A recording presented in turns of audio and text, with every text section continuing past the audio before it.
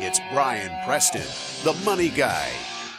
Gregory says, I'm an MD, medical doctor, in a good spot now, but it took a lot of debt to get here.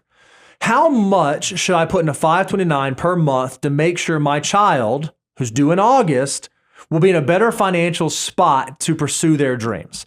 So this is really the crux of his question. Hey, I went to medical school and I had to rack up all this student loan debt, and I recognize what a burden that is for me.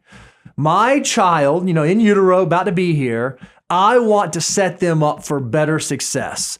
How should I think about saving for college? How should I think about doing a 529? What considerations should I make?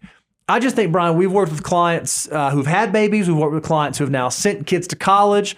You yourself have had babies, and now you are sending a child to college. Yep. I think it's some interesting perspective. What advice would you give Gregory, the expecting parent? Greg, I'm going to kind of load you up with some of the variables that go in this, because it is very unique for every person that comes into this decision-making process. The first thing, because we're financial mutants, is, what state do you live in? Mm-hmm. Because every state offers 529s. They're not all created equal, but if you might live in a state where they incentivize you to use the state 529 there, and you can actually get a tax benefit. We're originally from Georgia. Yep. Georgia has an $8,000 per year per beneficiary state tax deduction. That's like a guaranteed 6% rate of return on your 529. So you need to know that number first to kind of know, well, hey, that's something that's kind of a cool benefit. Now, there's a caveat. There's an asterisk next to it. Realize Georgia is also one of those states that if you contribute and take advantage of that $8,000, it goes to get that 6% state income tax benefit. They have, if you move away and try to send this to another 529, they go, ooh, not so fast. Remember, we gave you that tax benefit. They kind of pull it back. So pay attention to those rules as well. So tax benefit's important. Also, Greg, you need to make sure, hey, what are the education goals K through 12? Because 529s now can also be used for private school, K through 12, plus college, because that's going to obviously, you might want, if you can afford to do it financially, it might make sense if you're going to send your kids to private school that you're going to load up these 529s. So in a tax favored way, you're saving not only for college, but also K through 12 education. So that part of your why question needs to be answered. And then there's a fundamental question all parents have to ask themselves.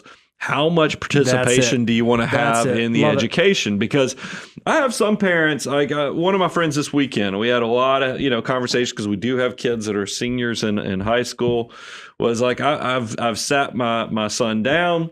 I showed him what we had in 529 assets.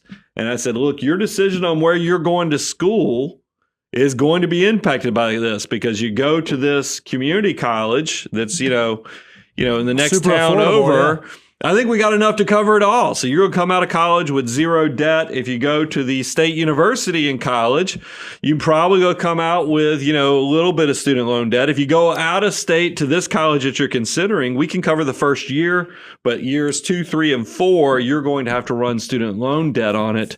That stuff is, and then by the way, that's not the end of your conversation with your child. And look, I know it's weird because your child's due in August, so you're not having these discussions maybe yet. Talking to the belly right now. You're not having this because they can't make those decisions.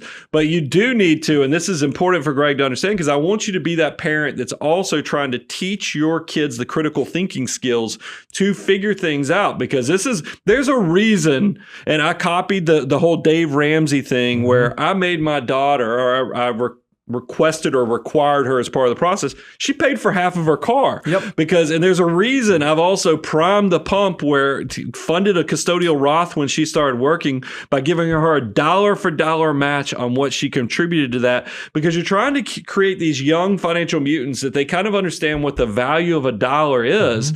So when they get to college age, they don't just go, man, I know that university has a great reputation of just being a fun place to go. So I go get a degree in something that, it only pays, a small amount when I graduate, but I'm going to have a great time for those 4 years. And a lot of my friends from high school are going to go there. We're going to make some incredible memories.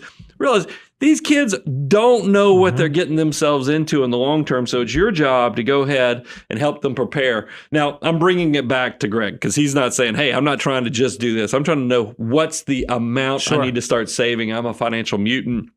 You kind of have to go through those things, and then it gets to be just a nerdy financial calculator discussion, and you can figure out, hey, do I want to put this all into 529, or do I want to put the majority into 529 and maybe then do a custodial for some of those life things like the new house and so forth? That's the fun stuff. I kind of had this thought, because I was worried because realize that my kids were all born before you could use it K through 12. And I didn't know at the time that my youngest was going to be, special needs and, and probably need help, and the ABLE accounts would come into account. So I just went with a very reasonable amount that I felt comfortable with, and I've just kind of stuck with it, the whole time through. Yeah, I don't think you said this. The only thing in my opinion, the cost of college and the way it works has to change, right? It seems to me like it likely will change over the next 18 years. So if I were to go take the cost of medical school today and inflate that out at whatever college costs have been inflating at 7-9%, the sum will be overwhelming. Well, if I start adjusting the decisions I'm making today to try to fund that future bill, I don't know if that's like completely grounded in reality. So I love what you said, Brian. Pick something reasonable. Maybe I look at the average cost of public school, or the average cost of private school, or the average cost of in-state or out-of-state, and kind of figure out loosely what I think that, 4 years or 6 years or however long it will cost, and pick some number that's middle of the road. Yeah. Not try to because you're going to have time to adjust. I've seen you do this with your girls' 529s.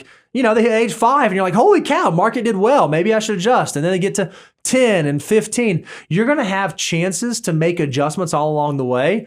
Just make sure you're not prioritizing that over all of the other financial matters that you should be doing. If you want to know what those are, go download our free deliverable, moneyguy.com/resources, and check out the food to figure out, am I doing all the stuff that then allows me to start doing the 529 and saving for college? Yeah, Greg, I consider this funding kids' education to be step 8 of the financial order of operations. That prepaid future expenses, that's exactly where it is. And that's why even when you go download that free deliverable, you'll notice the cap, that's right there. There's a reason we use that education icon. Yep. Because we were thinking about the kids on that one.